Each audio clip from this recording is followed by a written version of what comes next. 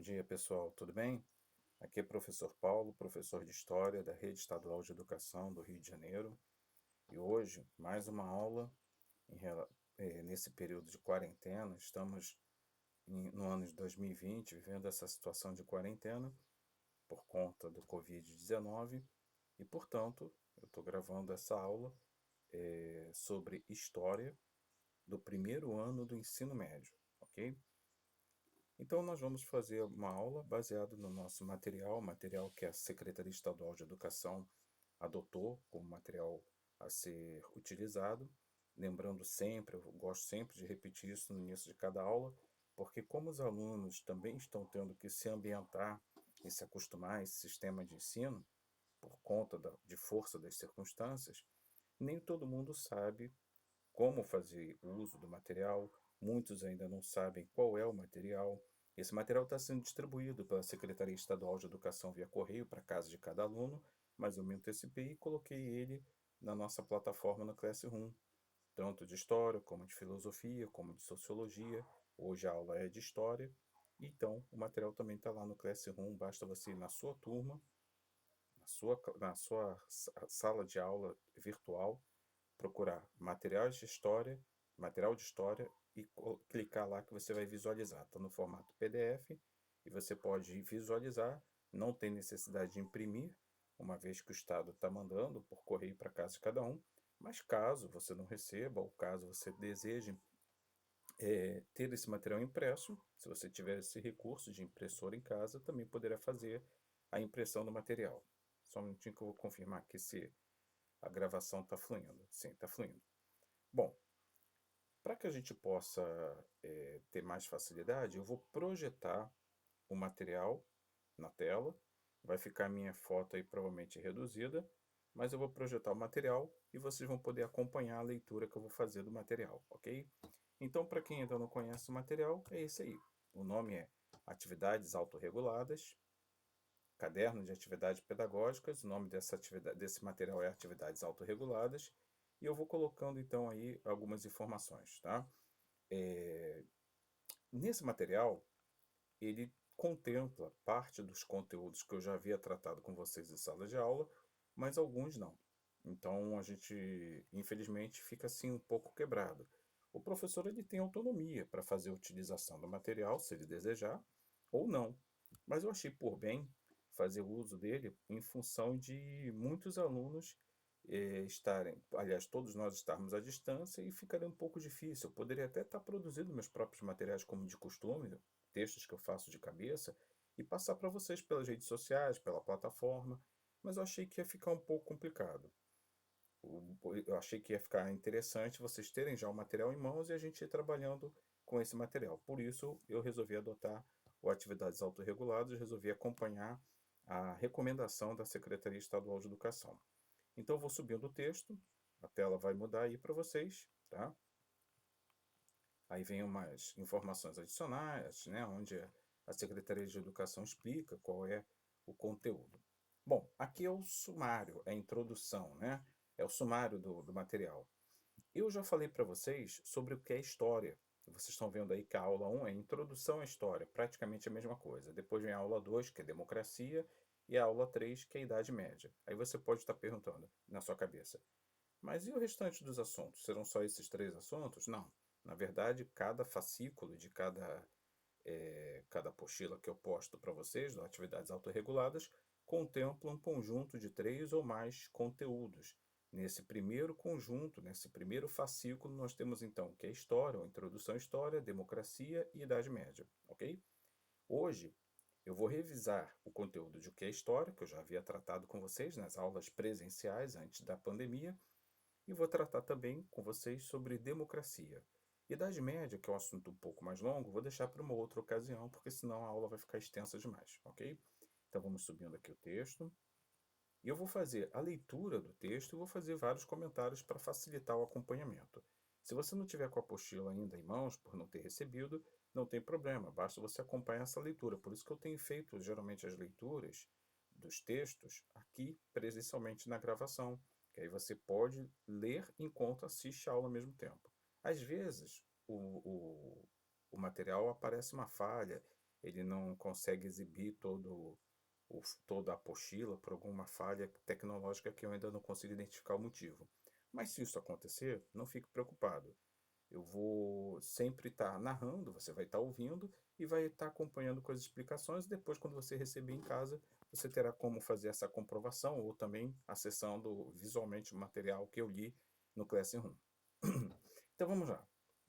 O primeiro assunto, então, introdução à história, ou o que é história.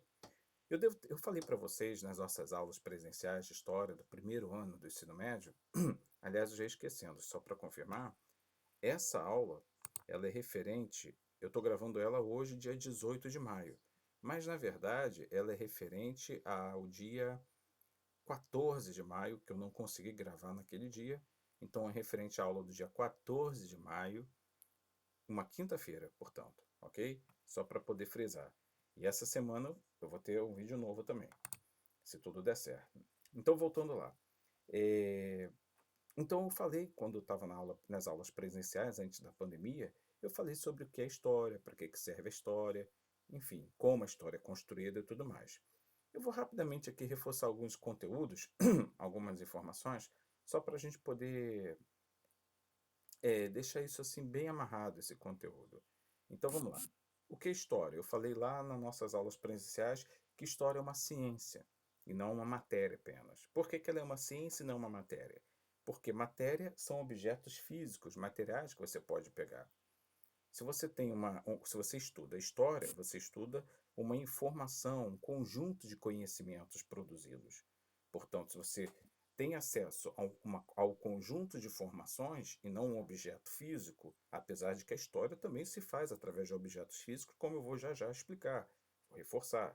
Mas se você tem acesso a uma disciplina, um conteúdo que ele não é palpável, não se pode pegar com as mãos, é uma informação que você absorve em sua mente, então isso na verdade não é uma matéria, um objeto material como vulgarmente nós chamamos, e sim é um conhecimento. E portanto, se é um conhecimento, eu posso afirmar que história é uma ciência, porque ciência e conhecimento têm praticamente o mesmo significado. História então é uma ciência humana, porque estuda os seres humanos e tudo que esses seres humanos fizeram através do tempo, ao longo de toda a sua existência, ok? Falei também nas aulas presenciais que história é uma ciência que é construída a partir de fontes. Que seriam as fontes? Fontes históricas. Fonte é todo local ou toda forma de nascer um determinado conhecimento ou uma determinada coisa. Vou pegar o exemplo da água, que eu sempre gosto de citar.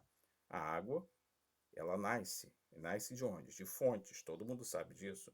A água nasce a partir de uma fonte. A origem da água está naquele ato de brotar do solo através de uma fonte, de uma nascente. Aonde está a nascente da história? Onde está a fonte da história? A história ela nasce a partir de determinados tipos de fontes. Algumas literaturas de história dizem que são 3 fontes históricas.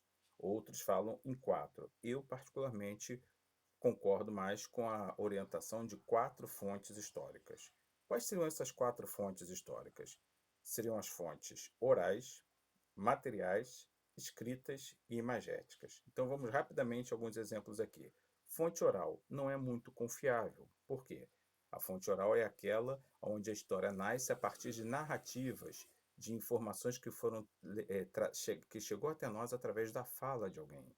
Então uma pessoa que conta uma história, um fato histórico, que ela vivenciou há muitos anos atrás e que de repente não tem nenhuma literatura, não tem nenhuma informação escrita ou de outra forma produzida, aquela pessoa que viveu aquela época em que ninguém teve preocupação de registrar aquele fato histórico, escrito ou fotográfico, alguma coisa assim, aquela pessoa que viveu aquela época, que narra para os que hoje estão vivos ainda, os mais novos, aliás, aquela pessoa mais experiente, com mais idade, que narra um período histórico para o qual não havia registro nenhum, ela verbaliza aqueles fatos históricos. E aquela informação que ela está verbalizando se constitui numa fonte histórica, uma fonte oral, falada.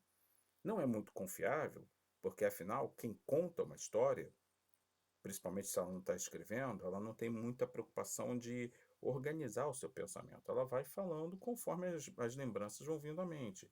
Então, quem conta uma fonte, uma informação histórica, conta a partir das suas crenças e valores pessoais. Então, ela muitas vezes não consegue separar suas crenças e valores do científico. Por isso que a fonte histórica oral, ela não é tão confiável, não é descartável, não é desprezível, mas ela sofre algumas interferências e que é um pouquinho diferente de quem vai escrever. Geralmente, uma pessoa que vai escrever e vai escrever uma informação com uma preocupação científica, acadêmica, ela tem aquela preocupação de organizar todo o seu pensamento antes e de fazer a escrita baseado, respaldado em critérios técnicos, científicos, conforme aprendeu na época da faculdade, na produção de informação e conhecimento científico. Já a pessoa que faz essas narrativas oralmente, ela não tem muitas vezes esse conhecimento, essa bagagem científica, acadêmica, universitária, e ela vai falando a partir de suas crenças e valores. Então é capaz, de repente, ela colocar na sua narrativa uma crença mitológica. Vou dar um exemplo básico. Uma pessoa que vai narrar como era a vida cotidiana dos ribeirinhos da Amazônia há 60, 70 anos atrás. E essa pessoa, vamos supor que ela viveu aquela época e ela está falando de um povoado no meio da mata que deixou de existir por um represamento de um rio, em que aquele rio veio a inundar a região e aquela cidadezinha que existia naquela localidade ou aquela vila desapareceu por causa de uma enchente provocada por um represamento de um rio para produzir energia elétrica através de uma represa. E aí aquela pessoa viveu naquela comunidade há 60, 70 anos atrás e ela é uma das poucas sobreviventes daquele período. Ela vai fazer narrativas a partir das suas crenças e valores. Então, ela vai citar, provavelmente, a partir das suas crenças e valores, por ela não ter o conhecimento científico, ela vai, de repente, citar no seu discurso uma fala mitológica sobre como as meninas engravidavam antes do casamento naquela vila e que esse engravidar, né, esse ato de ser engravidar, era decorrente da ação do boto dos rios amazônicos, que é uma lenda que existe lá, né? De que geralmente quando a menina engravida e ela diz que não teve nenhum ato sexual, que na verdade foi o boto que a seduziu, levou ela para o rio, aí engravidou e depois voltou a ser boto. Ele se transformava em homem, engravidava as meninas, as moças, e depois voltava a ser boto novamente nadando nos rios. Essa mitologia vai ser passada para a pessoa que está narrando de uma fonte oral e ela não vai estar usando critérios técnicos, científicos para apresentar a sua informação. Ela vai apenas narrar. Já uma pessoa que tem uma preocupação científica, quando vai para a escrita, ela vai ter a preocupação, a organização do seu pensamento e vai ter uma preocupação, um cuidado de frisar de que essa narrativa mitológica trata-se apenas de um mito, um costume de uma época. Já a pessoa que não tem esse conhecimento, na fonte oral, ela vai narrar sem essa preocupação de fazer esse alerta. Então, a fonte oral, como nós estamos vendo, ela não é desprezível, mas ela não é uma fonte muito segura, vamos assim dizer. Depois vem a fonte escrita. Como eu acabei de comentar, a fonte escrita ela geralmente se baseia em critérios técnicos, científicos, pedagógicos e acadêmicos, e, portanto, antes da pessoa que vai fazer aquela literatura, aquele material escrito, colocar tudo no papel, ela organiza o pensamento, ela reflete, ela avalia se aquilo que ela está colocando no papel tem respaldo comprovado, ou seja, tem comprovação científica, tem comprovação material, tem comprovação de alguma forma, e aí sim ela produz aquela informação escrita. Então, a formação escrita ela tem mais validade. Uma outra vantagem da escrita em relação à oralidade, da fonte oral, é que a escrita ela fica registrada. Então, uma vez que você produz o material escrito, essa informação fica para o resto da vida. Enquanto aquele livro, aquele conjunto de livros, aquele texto que esteja na internet, esteja em material impresso, enquanto esse material não for destruído, provavelmente ele ficará, dificilmente ele será extinguido totalmente, ele está ali guardando aquele conhecimento. Então, um autor de um livro pode ter escrito uma obra literária, por exemplo, uma obra científica há 200 anos atrás, mas ele morreu. Mas o conhecimento dele, que ele produziu há 200 anos atrás, continua vivo através do texto. Já a pessoa, quando trabalha com a tradição oral, com uma fonte histórica oral, se ela morreu hoje, ela já estava lá perto dos seus 100 anos de idade, e ela não teve a preocupação de escrever tudo aquilo que ela falou, consequentemente, muito provavelmente, aquele conhecimento morre junto com ela. Aí você fala assim: ah, mas as pessoas que ouviram as narrativas daquela pessoa podem contar aquelas informações que ela passou antes daquela pessoa mais experiente morrer. Sim, mas como eu falei ainda há pouco, quem ouve uma história reproduz, repassa essa história adiante a partir de suas crenças e valores pessoais. Portanto, quem ouviu a história de alguém que já faleceu pode continuar reproduzindo esse conhecimento, mas talvez modificando um pouco a origem da informação por conta dessa questão da interpretação que cada um de nós acaba fazendo automaticamente. Então, temos a fonte oral, que não é tão confiável, mas não é desprezível. Temos a fonte escrita, que é mais confiável porque ela se utiliza de métodos científicos na maioria das vezes e ela preserva o conhecimento, mesmo que o autor daquele conhecimento não esteja mais entre nós. Temos também a fonte material. Todo objeto físico se constitui em uma fonte material. Eu vou dar um exemplo básico. Se você. Aqui na nossa região de Itaboraí, nós temos as ruínas do convento São Boaventura. Fica no distrito de Porto das Caixas. Esse convento, ele narra o início da história de Itaboraí praticamente. A região de Itaboraí começa a ser desenvolvida enquanto cidade, enquanto comunidade, a partir do distrito de Porto das Caixas e principalmente começa a ganhar mais força essa colonização, essa ocupação territorial, que antes era basicamente ocupação indígena, através da construção de um convento por padres, por católicos, chamado Convento São Boaventura. Esse convento deu origem a todo o desenvolvimento da localidade. A partir desse convento, a cidade de Itaboraí ganha força e ela vai cada vez mais crescendo e depois a sua sede é transferida de Porto das Caixas para a região central de Itaboraí, onde é hoje o primeiro distrito. Então, as ruínas do convento São Boaventura são literalmente, como eu falei, ruínas, não estão mais como era na época que essa construção foi abandonada, mas esse conjunto arquitetônico, o que restou dele, é uma fonte material, porque é uma fonte física. Através das ruínas é possível se redescobrir o passado.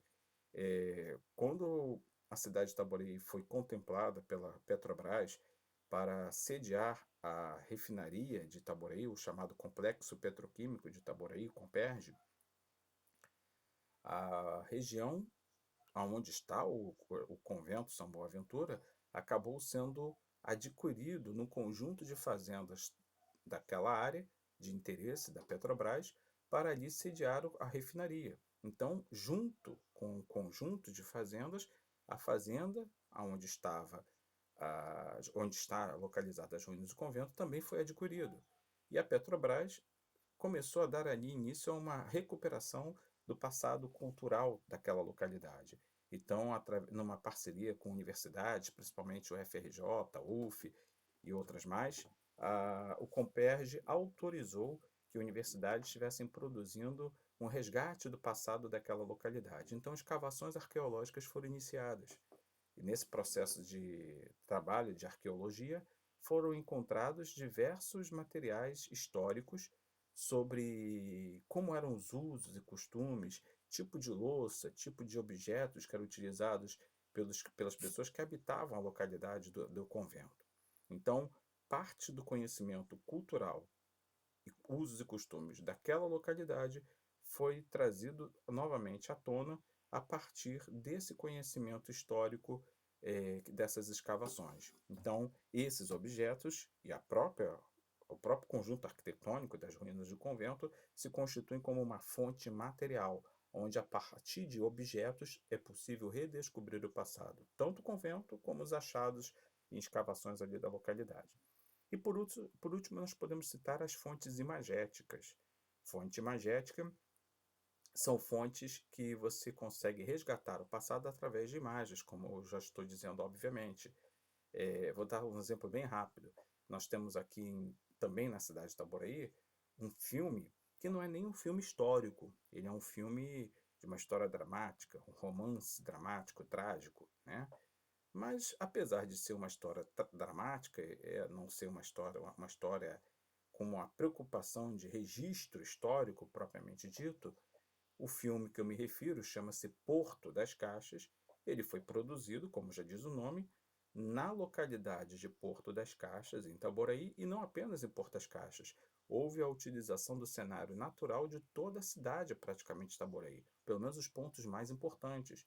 Então, através desse filme, você consegue ver as imagens de como era Itaboraí num passado de 60, 70 anos atrás, quando o cinema ainda engatinhava no Brasil e quando o cinema ainda era feito através de imagens em preto e branco, não havia ainda as cores, né, da produção cinematográfica. Então você vê ali cenas no mínimo curiosas e interessantes. Você consegue ver as ruínas do convento, você consegue, do convento São Boaventura, que eu acabei de citar, você consegue ver as ruínas de uma fábrica que ia ser uma fábrica, mas não chegou a entrar em operação, na localidade da divisa entre Porto das Caixas e Visconde, chamada Usina, onde hoje tem até uma comunidade, mas ali naquela localidade tinha uma fábrica, era uma usina de processamento de alimentos, segundo informações. E essa atividade econômica não foi adiante, não deu certo, e por vários fatores, e a população acabou ocupando o terreno, construindo ali, constituindo ali uma comunidade. E ali no filme mostra essa localidade ainda sem nenhuma casa no terreno, sem ainda ter formado aquela comunidade ali.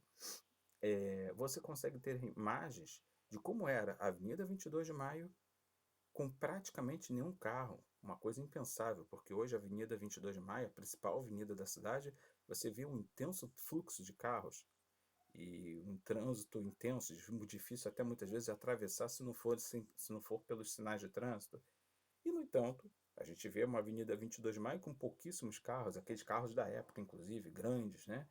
E pouco trânsito. Você vê como era, por exemplo, a festa de São Pedro, no distrito, no bairro de Venda das Pedras, sem todo esse aparato tecnológico que tem hoje, como era a simplicidade da festa de São Pedro, havia uma procissão, como era aquela praça que hoje tem ao lado da igreja de São Pedro, que era uma praça mais simples, aonde eram organizadas as barraquinhas para fazer a festa de São Pedro, é onde hoje é a sede do posto do Detran de Venda das Pedras. Quer dizer, então ali é que eram montadas as barracas eram de madeira cobertas com folha ou palha de coqueiro, enfim, eram tudo usos e costumes muito diferentes de hoje em dia.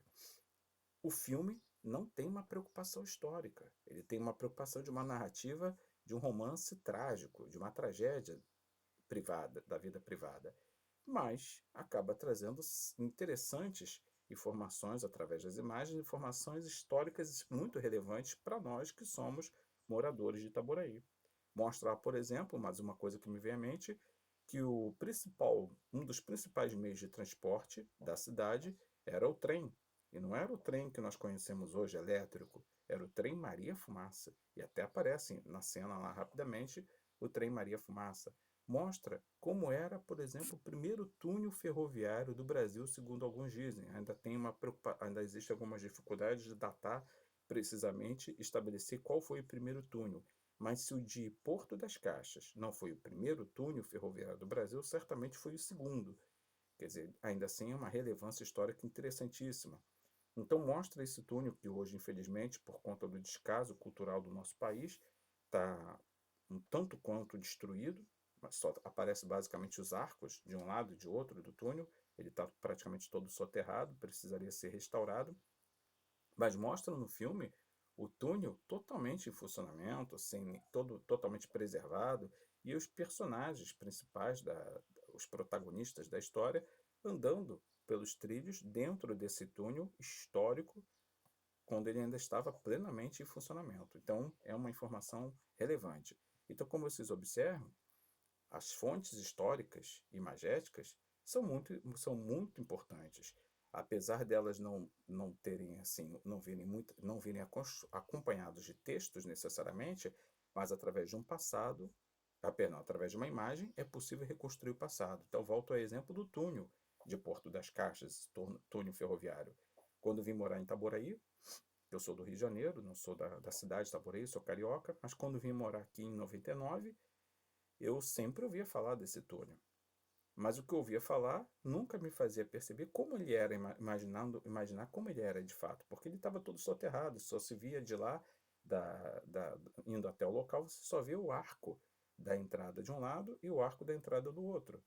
O resto era tudo soterrado. E eu ficava querendo imaginar como era o túnel por dentro. Tentava imaginar, mas não tinha como fazer essa visualização. As pessoas mais antigas, através da sua fonte oral, tentavam descrever, mas era totalmente diferente de você conseguir visualizar. Então eu tive a oportunidade de visualizar como eram alguns detalhes desse túnel por dentro, através dessa fonte imagética, através desse filme chamado Porto das Caixas. Então, como nós vimos até agora, a história é uma ciência que estuda os seres humanos e tudo que eles fizeram através dos tempos, tanto coisas boas como ruins que eles fizeram. E, ao mesmo tempo, ela se baseia nesses 4 pilares. Ela é construída a partir de fontes históricas, e as fontes históricas são, não necessariamente na ordem que eu citei, mas são fonte oral, fonte material, fonte escrita e fonte imagética. Ok? Bom, com isso a gente basicamente já falou quase tudo sobre as fontes e sobre o que é história. Mas mesmo assim vou fazer uma rápida leitura aqui. Acompanhe a leitura. Caro aluno, nessa aula vamos conversar sobre história. Você já se perguntou quem escreve a história? Você acha que a história é uma ciência neutra, ou seja, que existe apenas uma visão sobre os fatos históricos? E quem são os personagens da história?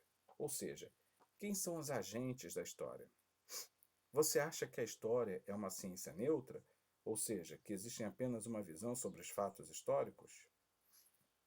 Vamos tentar aqui responder a essas perguntas. Em primeiro lugar, é preciso compreendermos que todos nós somos partes da história e somos agentes da história. Durante muito tempo, apenas grandes personagens como reis, rainhas e generais estavam nos livros de história, mas hoje em dia isso mudou. E as pessoas comuns também passaram a ser vistas como sujeitos da história. Assim ganhou lugar nos livros os escravos, as mulheres, os trabalhadores, etc. Isso quer dizer que você, aluno, também tem um papel na história da sua cidade, do seu estado e de seu país, através das suas ações. Você está fazendo a história. Então, o que está sendo dito aqui é o seguinte: diferente do que muitas pessoas sempre costumavam acreditar, a história ela não existe apenas a partir da narrativa de pessoas importantes, ilustres, famosas. A história ela é construída, produzida e feita por pessoas comuns, como eu e você. Sim, você é um agente da história. Você não sabe se você vai ser uma pessoa famosa que vai causar um impacto na história da sua cidade, do país ou do mundo.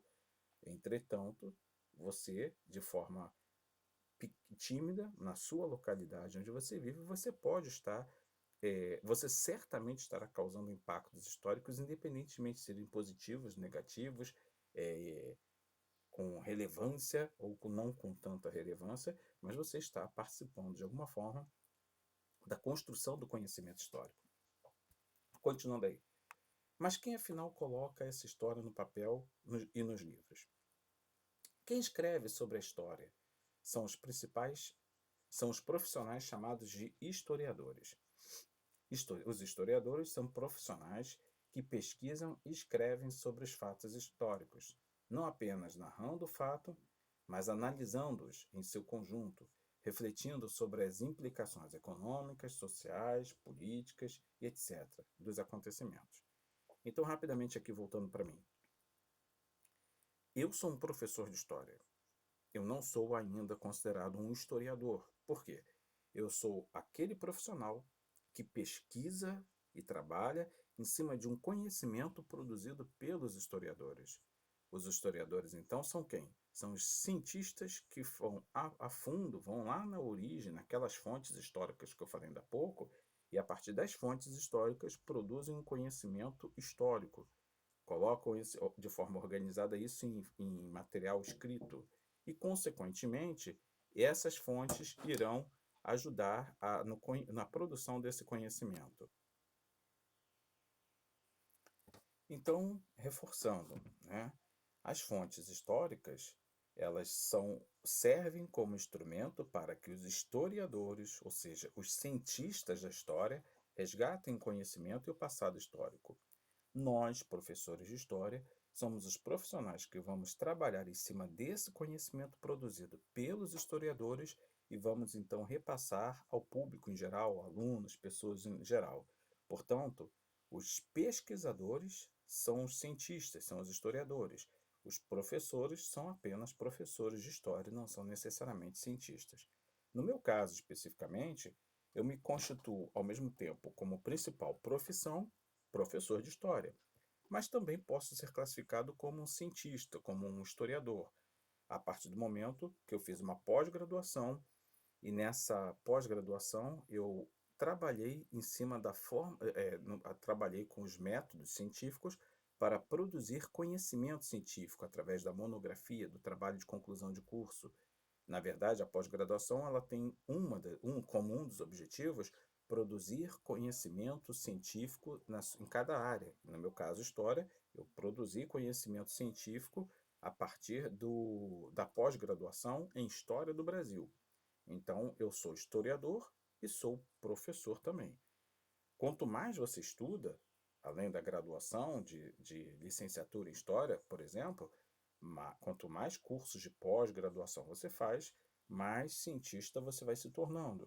E se você fica apenas na licenciatura, na graduação, aí você é apenas um professor de História. No meu caso, são as duas coisas porque eu migrei e fiz a pós-graduação. Mas aquele profissional que fica apenas na área da licenciatura, ele é apenas um professor de história que se utiliza de conhecimentos históricos produzidos por cientistas da história. Continuando aí a leitura do texto. Na página seguinte. Assim como todo profissional, os historiadores estão inseridos em um contexto social. São pessoas que possuem posições políticas, afinidades religiosas, preferências e opções diversas. Tudo isso reflete em sua versão sobre o fato histórico, sobre o qual ele irá escrever. Isso não quer dizer, no entanto, que os fatos históricos podem ser contados de qualquer forma e que cada um pode abordar a história de maneira que bem entender, e sim que as análises sobre os fatos podem ser diferentes, por isso dizemos que a história não é neutra.